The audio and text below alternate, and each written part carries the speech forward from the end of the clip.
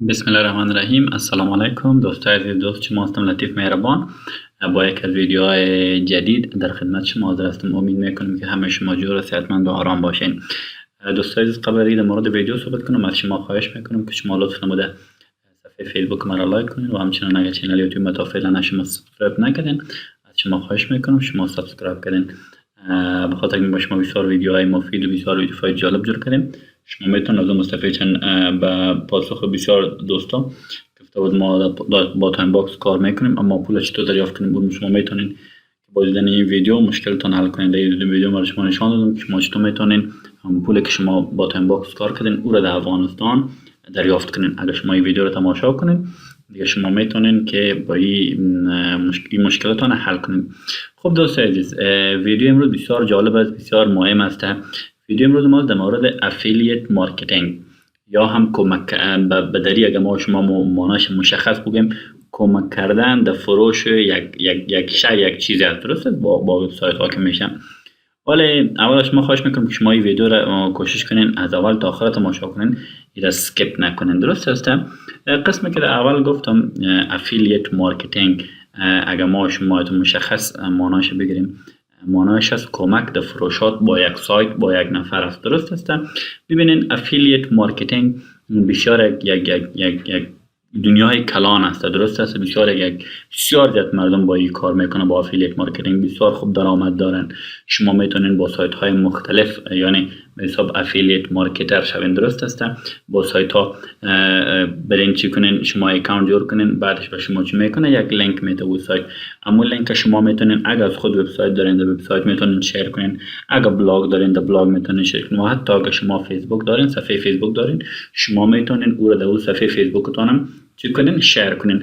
بعد چه قسم کار میکنه؟ فرض که شما فرض کنین مثال یک بوت یا یک کرمچه به شما گفت که شما این لینک شو بگیرین، این لینک کرمچه است، درست؟ یا لینک بوت است. این گرفتین شما فرض کنین یک نفر احمد آمد از این لینک شما خریداری کرد، درست است؟ امی یک بوت یا یک کرمچه خرید. فرض کنین یک کرمچه یا بوت قیمتش 100 افغانی است، او به حساب کمیشن به خاطر که شما بوتی کردین، شما در فروشات با او صاحب همو بود کمک کردین، به حساب کمیشن به شما 10 یا 20 افغانی میده. اگر فرض کنیم قیمت از او بود 100 افغانی است، او باید به حساب مجور آمد شما است که او چقدر کمیشن با هر شای خود یا با هر چیزی که او داره که به فروشات میرسونه، درست است؟ با او چقدر کمیشن داره.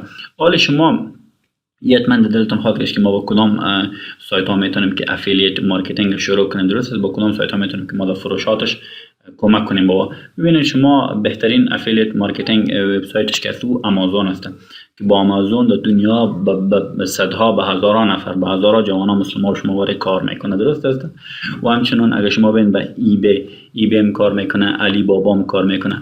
با یک سایت دیگه به نام کلیک بانک میگوره که با خاطر کلیک بانک ما با شما یک دو سه تا ویدیوهای بسیار دقیق بسیار جالب میکنه به خاطر که بسیار زیاد کار داره کلیک بانک، درست است؟ با بسیار زیاد کارم میشه. حالا ما این ویدیو ما که بود فقط در مورد عزیز که شما یک کانسپت و یک نظریه در مورد افیلیت مارکتینگ داشته باشین، درست است؟ حالا که شما این را فهمیدین که شما افیلیت مارکتینگ چی را میگه، درست است؟ ان شاء الله در ویدیوی بعدی ما به شما این را نشان خواهم که شما چطور میتونین با این وبسایت هایی که فعلا براتون به معرفی گرفتین، درست است؟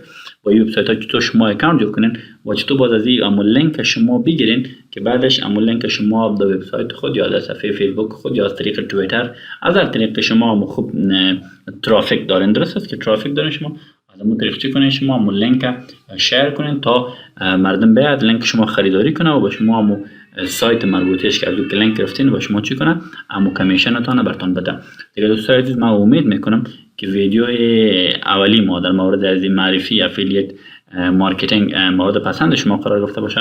شما خواهش میکنم که شما چینل یوتیوب ما سابسکرایب کنین. ان شاء الله ما در مورد افیلیت مارکتینگ و در مورد اینکه تو با وبسایت ها شما میتونید پول دریافت کنین ویدیو دیگه هم به شما جور میکنم. با امید از دوستان که ویدیو مورد پسندتون گرفته باشه. تا ویدیو بعدی همتون به خدا میسپارم. وقتتون خوش. خداوند نگهدار همتون.